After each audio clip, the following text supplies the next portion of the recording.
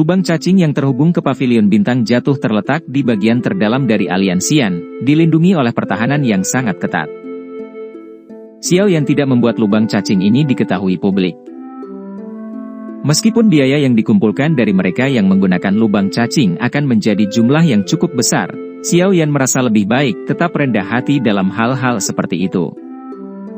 Jika tidak, mungkin akan menimbulkan masalah yang tidak perlu karena hanya ada satu lubang cacing yang mengarah ke dataran tengah dari dalam bagian barat laut benua.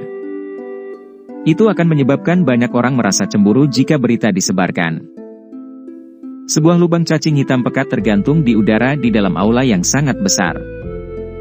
Itu perlahan berputar sementara gelombang fluktuasi spasial yang mengejutkan dipancarkan dari lubang cacing. Apakah ini lubang cacing? Mata kelompok Cailin sedikit tertegun dan penasaran saat mereka mengamati lubang cacing ini. Ini adalah pertama kalinya mereka melihat lubang cacing. Hal seperti itu jarang terlihat di tempat seperti wilayah barat laut benua. Xiao Yan tersenyum dan mengangguk. Berdiri di sampingnya adalah dokter peri kecil, Tian Huo Zunse, dan King Lin. Para ahli yang telah diundang telah kembali ke dataran tengah segera setelah menyelesaikan masalah dari sekte singa yang mendalam. Kakak pertama, kakak kedua, kami akan pergi. Jika terjadi sesuatu di masa depan, Anda dapat mengirim seseorang ke pavilion bintang jatuh. Akan ada seseorang di sana untuk menerimamu. Xiao Yan menoleh, menatap Xiao Ding dan Xiao Li sebelum dia berbicara sambil tersenyum. Duo Xiao mengangguk ketika mereka mendengar informasi ini. Dimengerti. Hati-hati. Xiao Yan tersenyum, tapi dia tidak mengatakan apapun yang tidak perlu. Dia menangkupkan tangannya kepada semua orang yang hadir dan kemudian memimpin untuk masuk ke lubang cacing. Dia segera menghilang.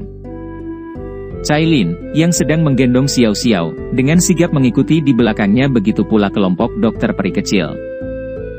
Xiao Ding dan Xiao Li dengan lembut menghela nafas dengan rasa kehilangan saat mereka menyaksikan kelompok Xiao Yan menghilang di dalam lubang cacing. Mereka tinggal sedikit lebih lama sebelum memimpin orang-orang mereka pergi. Xin pindah ke aula dalam pavilion bintang jatuh. Ini adalah putrimu? Yao Lao sedang mengamati gadis kecil berpakaian putih. Dia memeluk paha Xiao Yan dan menggunakan mata hitam pekatnya yang besar untuk menatapnya. Wajahnya yang sudah tua ditutupi dengan ekspresi tertegun. Xiao Yan tanpa sadar tersenyum dan mengangguk saat melihat cara Yao Lao bertindak. Dia sadar bahwa Yao Lao telah ditangkap oleh Hall of Souls ketika Cailin dicurigai memiliki energi berbeda dalam tubuhnya. Oleh karena itu, dia tidak menyadari situasi ini, jadi Xiao Yan menjelaskan secara singkat apa yang terjadi saat itu. Hei, betapa tak terduga dan sungguh tak terduga. Bahkan dengan temperamen Yao Lao yang tidak terusik, dia masih tanpa sadar menggelengkan kepalanya setelah mendengar cerita Xiao Yan. Matanya menyapu Cailin saat dia menggoda, dulu, istrimu ini benar-benar membencimu. Jika bukan karena aku yang dulu, aku takut kamu akan dibunuh olehnya. Wajah dingin Cailin menjadi sedikit merah saat dia mendengar kata-kata Yao Lao. Saat itu, dia diam-diam bertukar pukulan dengan Yao Lao berkali-kali. Namun, dia tidak menyangka lelaki tua itu, dulu yang terlihat hanya sedikit lebih kuat darinya, sekarang menjadi sangat kuat. Xiao Xiao, cepat sapa guru besar. Cailin dengan lembut menepuk kepala kecil Xiao Xiao dan dengan lembut memberitahunya apa yang harus dilakukan. Mendengar ini, Xiao Xiao mengedipkan mata hitam besarnya. Dia melirik Xiao Yan agak ragu-ragu. Hanya setelah melihatnya tersenyum dan menganggukkan kepalanya, dia dengan takut-takut memanggil, "Kakek guru." Ah! Senyum gembira terpancar dari hati Yao Lao muncul di wajahnya setelah dia mendengar suara lembut Xiao Xiao. Dia tidak memiliki anak tetapi menganggap Xiao Yan sebagai putranya sendiri. Dari sudut pandangnya, putri Xiao Yan sama seperti cucunya sendiri. Terlepas dari seberapa kuat orang tua di usianya, hati mereka pada akhirnya akan merasakan kelembutan saat memandangi anak kecil. Yao Lao berjalan ke depan. Sudut matanya berisi senyuman saat dia menyentuh Xiao Xiao dengan wajah penuh cinta. Setelah itu, tangannya yang keriput meremas tangan kecil Xiao Xiao. Sukacita muncul di matanya beberapa saat kemudian saat dia berkata, sungguh kekuatan spiritual yang luar biasa. Dia juga dari afinitas api dan tubuhnya juga memiliki jejak kayu. Itu tidak keluar dari dunia kemungkinan baginya untuk menjadi seorang alkemis. Xiao Yan tersenyum saat mendengar seruan Yao Lao. Dia sudah merasakan bahwa Xiao Xiao bisa menjadi seorang alkemis dengan konstitusinya. Kemampuannya saat ini jauh lebih baik daripada saat itu. Jika dia dirawat dengan benar, potensi masa depannya akan luar biasa. Kekuatan spiritualnya bahkan lebih kuat dari saat aku menemukanmu dulu. Apalagi, konstitusinya jauh lebih besar dari Anda. Jika dia dilatih dengan benar, pencapaiannya di masa depan akan lebih besar dari pencapaianmu, ayahnya. Yao Lao memiliki kilatan semangat di matanya. Kilatan semacam ini adalah sesuatu yang dilihat Xiao Yan ketika dia bertemu Yao Lao untuk pertama kalinya. Xiao Yan tersenyum saat mendengar evaluasi Yao Lao. Bakat dan konstitusi mungkin penting, tetapi pencapaian masa depan seseorang ditentukan oleh ketekunan seseorang. Alasan Xiao Yan bisa mencapai tahap ini hari ini bukan karena dia mengandalkan bakatnya. Sebagai gantinya, dia telah mencapai terobosan dari bertahan antara hidup dan mati selama satu pertempuran berdarah demi satu. Seorang ahli sejati tidak bergantung pada bakat tetapi pada ketekunan yang luar biasa. Tangan Yao Lao ketagihan mencubit pipi lucu Xiao Xiao. Tangannya menggunakan tenaga lebih sedikit, menyebabkan mulut kecil Xiao Xiao cemberut. Dia terus menggerutu, menyebabkan semua orang tertawa. Biarkan aku yang dulu mengajari Xiao Xiao kecil di masa depan. Yao Lao akhirnya mengangkat kepalanya setelah mencubitnya cukup lama. Matanya menatap Xiao Yan saat dia bertanya tanpa ragu-ragu. Bahkan dia tidak bisa menahan diri saat berhadapan dengan Xiao Xiao, yang seperti batu giok mentah yang sempurna. Xiao Yan tersenyum dan mengangguk saat dia memberikan saran Yao Lao. Dia telah membawa Xiao Xiao kembali ke pavilion bintang jatuh untuk dilatih olehnya. Tak seorang pun di antara mereka yang dia kenal bisa melampaui keterampilan penyempurnaan pengobatan Yao Lao. Secara alami yang terbaik baginya untuk melatih Xiao Xiao secara pribadi. Xiao Yan juga mengerti di dalam hatinya bahwa bakat Xiao Xiao mungkin sangat menarik, tetapi bakatnya tidak akan cukup untuk membuat seorang ahli seperti Yao Lao merasa cemas. Yao Lao benar-benar menganggap Xiao Xiao sebagai cucunya dan berharap dia tumbuh dengan sempurna. Ini menyebabkan Xiao Yan merasa sedikit tergerak di hatinya. Anak ini telah bepergian denganmu melalui lubang cacing selama beberapa hari. Biarkan dia istirahat dulu. Yao Lao dengan penuh kasih menepuk kepala Xiao Xiao dan mengembalikannya ke Cailin dengan sedikit keengganan. Selanjutnya, dia menginstruksikan seseorang untuk membantu Cailin dan putrinya menetap. Kalau begitu, kalian berdua harus terus mengobrol. Cailin adalah seseorang yang memperhatikan orang lain. Dia sadar bahwa guru dan murid ini perlu berbicara tentang sesuatu. Oleh karena itu, dia dengan lembut berbicara kepada Xiao Yan sebelum pergi perlahan dengan Xiao Xiao. Yao Lao menarik matanya setelah melihat Cailin membawa Xiao Xiao pergi. Dia tersenyum dan berkata, "Anak kecil, kamu telah membantu melahirkan seorang putri yang baik, namun, kamu bersama dengan Medusa itu melebihi harapanku." Xiao Yan merentangkan tangannya. Hubungan antara dia dan Cailin cukup rumit. Siapa yang mengira bahwa Ratu Medusa, yang telah mengejar Xiao Yan dengan niat membunuh selama bertahun-tahun, akan benar-benar menjadi istrinya? Saya juga telah mendengar tentang masalah ini kali ini. Mampu mengirim 2 Tianzun sudah cukup untuk menunjukkan bahwa Hall of Souls tidak main-main. Namun, kali ini mereka mengalami kerugian besar. Tianzun ke-9 terbunuh di tempat olehmu, dan Tianzun ke-4 itu dipukuli setengah mati sebelum melarikan diri. Yao Lao membelai janggutnya dan tertawa. Sejujurnya, saya tidak tahu apa yang direncanakan oleh Hall of Souls. Klan ini selalu misterius dan tak terduga. Mereka pasti melaksanakan skema dari cara mereka mengumpulkan jiwa. Terlebih lagi, dari peningkatan pengumpulan jiwa baru-baru ini, skema ini kemungkinan besar berkembang sangat cepat. Berdasarkan informasi yang saya peroleh, tampaknya beberapa perang besar telah meletus di bagian lain benua di luar dataran tengah. Hall of Soul sepertinya terlibat dalam perang ini. Yao Lao merenung. Oh, perang telah meletus di bagian lain benua. Ekspresi Xiao Yan berubah setelah mendengar ini. Dia merasa sedikit tidak nyaman. Apa yang direncanakan oleh orang-orang dari Hall of Souls ini? Iya. Yao Lao mengangguk dengan ekspresi serius. Dia dengan lembut menghela nafas beberapa saat kemudian dan mengubah topik pembicaraan. Masih ada waktu setengah bulan sebelum pameran tata ruang dimulai. Kita juga harus mempersiapkan diri dengan baik selama periode waktu ini. Mereka yang dapat berpartisipasi dalam pameran perdagangan spasial semuanya adalah ahli top dan faksi yang kuat. Teratai api pemurnian iblis terlalu menarik. Karena kami bisa mendapatkan berita tentang itu, faksi lain juga akan menyadarinya. Oleh karena itu, kami pasti harus membayar mahal untuk bersaing memperebutkan fragmen peta terakhir. Xiao Yan mengangguk. Teratai api pemurnian iblis berada di peringkat ketiga di peringkat api surgawi. Peringkat ini sendiri menunjukkan kekuatannya yang luar biasa. Daya pikatnya secara alami adalah sesuatu yang tidak perlu disebutkan.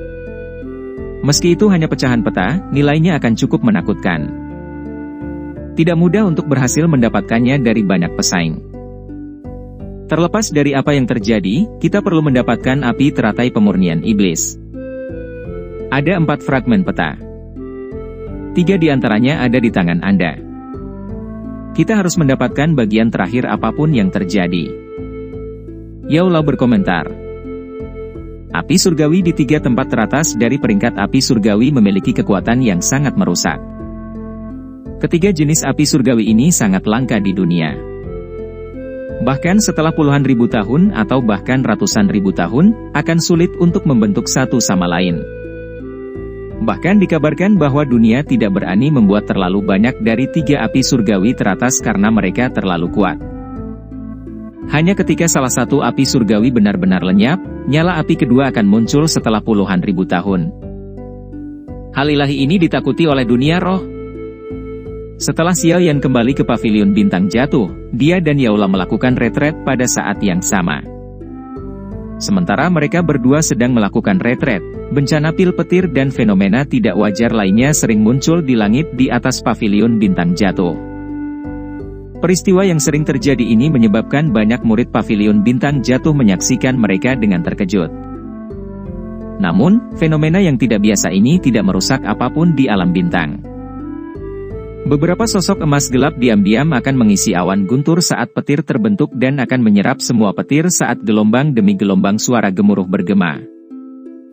Fenomena yang tidak biasa ini berlanjut selama hampir setengah bulan sebelum perlahan-lahan melambat. Yao Lao dan Xiao Yan perlahan berjalan keluar dari menara batu di gunung di belakang pavilion bintang jatuh setengah bulan kemudian. Ekspresi mereka dipenuhi dengan kelelahan.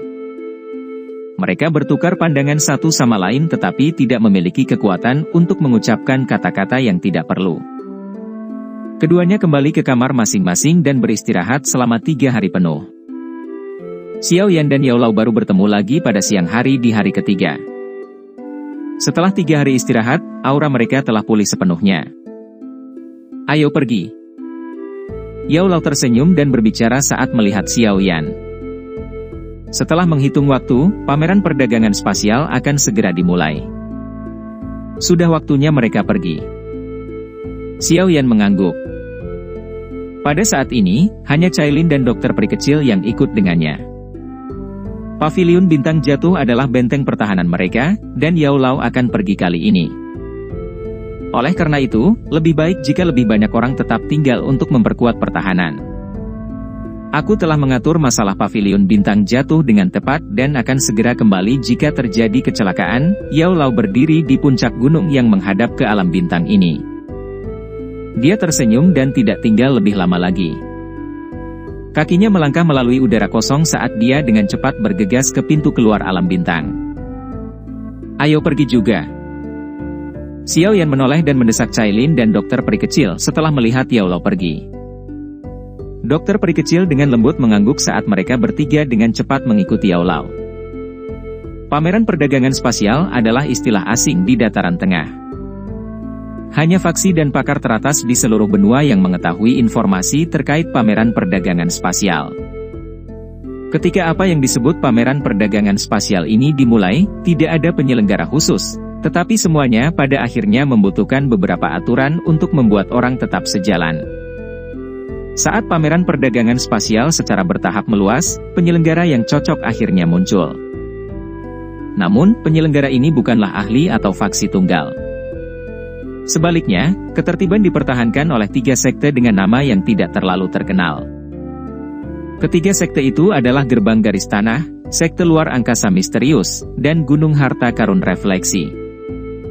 Nama ketiga sekte ini tidak setenar 4 pavilion. Namun, dalam hal kekuatan, bahkan faksi seperti Lembah Api Terbakar dan Sekte Langit yang mendalam tidak akan meremehkan mereka. Ada banyak kekuatan tersembunyi di dataran tengah. Yang disebut Menara 1 Aula 1, 2 Sekte 3 Lembah, 4 pavilion tidak bisa menjadi faksi terkuat di dataran tengah. Beberapa faksi mempertahankan profil yang sangat rendah, tetapi mereka juga memiliki fondasi dan kekuatan yang sangat kuat. Terlebih lagi, kekuatan dari golongan ini tidak kalah dari golongan terkenal manapun, namun golongan ini tidak memperlihatkan diri mereka pada mata orang biasa karena gaya mereka. Ketiga faksi ini cukup bisa dipercaya di mata para ahli dari dataran tengah. Setelah berurusan dengan mereka berkali-kali, mereka dipilih sebagai penyelenggara oleh banyak ahli yang bermata tajam. Dengan demikian, tidak ada kecelakaan yang terjadi pada acara tersebut. Pameran perdagangan spasial menjadi lebih besar dan lebih megah dengan dikelola bersama oleh 3 faksi. Banyak ahli tertutup akan tertarik dengan harta karun utama yang diperdagangkan. Pameran ini dapat dianggap sebagai tempat perdagangan paling menguntungkan di seluruh benua Douki. Bahkan keterampilan Dou kelas Tian tidak terlalu langka di pameran perdagangan spasial ini. Tentu saja, jika seseorang ingin mendapatkan keterampilan seperti itu, seseorang perlu mengeluarkan sesuatu yang akan memuaskan pihak lain. Seseorang tidak boleh berpikir untuk mencoba merampok di acara ini. Jika tidak, seseorang akan menderita serangan gabungan dari 3 sekte penyelenggara besar dan akan dipandang dengan permusuhan oleh para ahli lainnya. Karena itu siapapun yang ingin berpartisipasi dalam pameran perdagangan spasial ini perlu bersumpah bahwa mereka akan menyerang siapa saja yang menyebabkan masalah selama acara. Sebagian besar ahli asli masih menyimpan kata-kata yang mereka sumpah. Meskipun hal seperti ini terjadi selama beberapa kejadian di masa lalu, mereka yang ingin dengan paksa merebut item orang lain tidak akan memiliki akhir yang baik. Karena semua aturan inilah pameran perdagangan spasial tumbuh. Jumlah ahli top yang ditarik juga meningkat. Lokasi pameran perdagangan spasial diadakan di Gurun Tandus di bagian selatan dataran tengah. Pasir dan angin biasanya bertiup di atas tempat ini, menyebabkan manusia enggan untuk tinggal di sini. Terlebih lagi, ini adalah area yang miskin dan jarang ada faksi yang mencoba mengambil untung darinya. Karenanya, gurun ini adalah Gurun Tandus. Orang biasa tidak akan pernah bisa membayangkan bahwa tempat ini, di mana bahkan binatang buas tidak ingin pergi, adalah area perdagangan terbaik di dataran tengah. Swos! Suara angin kencang tiba-tiba muncul di langit cerah di luar gurun, dan 4 sosok buram melintas. Saat berikutnya, mereka muncul di tepi gurun. Apakah itu di sini? Xiao Yan mengangkat kepalanya dan melihat ke padang pasir di mana pasir kuning mengamuk. Dia bertanya dengan heran. Iya. Yao Lao tersenyum dan mengangguk.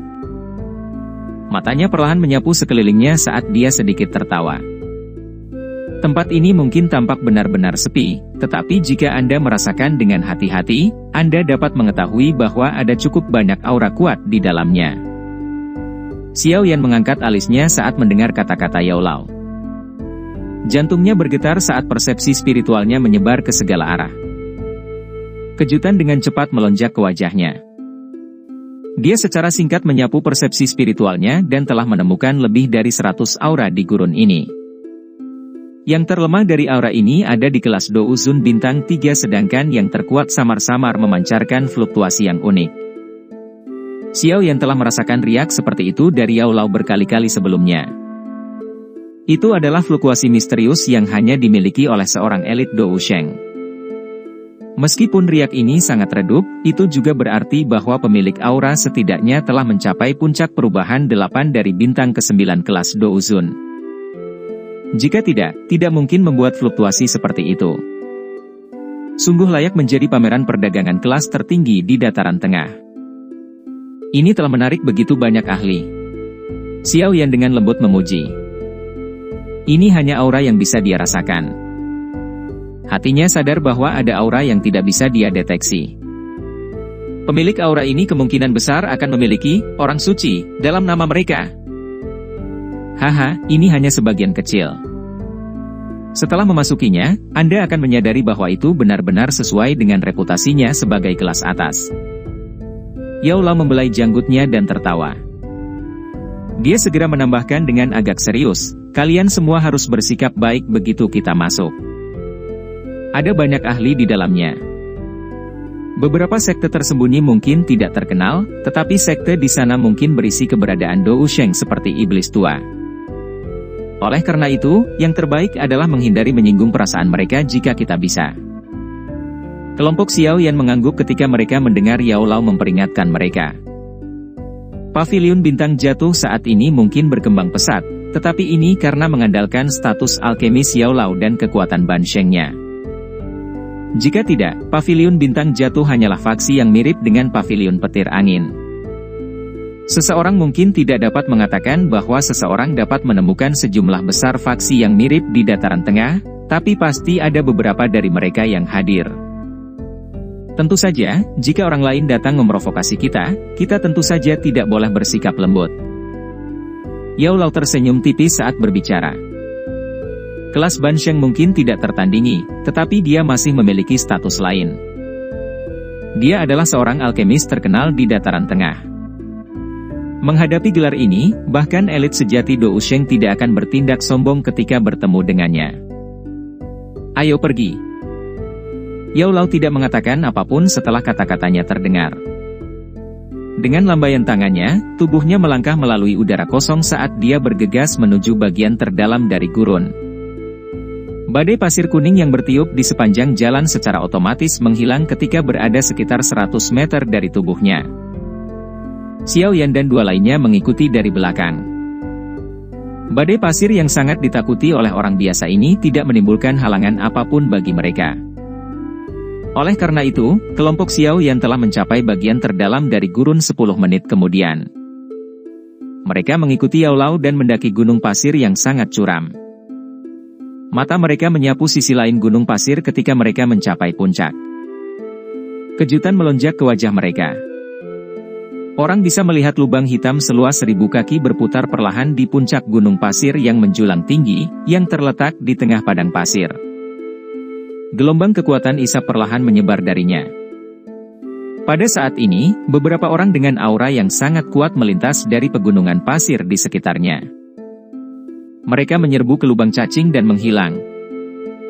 Ini adalah pintu masuk pameran perdagangan spasial, ranahnya sendiri telah dibuat untuk itu. Betapa megahnya. Xiao Yan dengan lembut menghela nafas dan bergumam pada dirinya sendiri saat dia mempelajari adegan ini.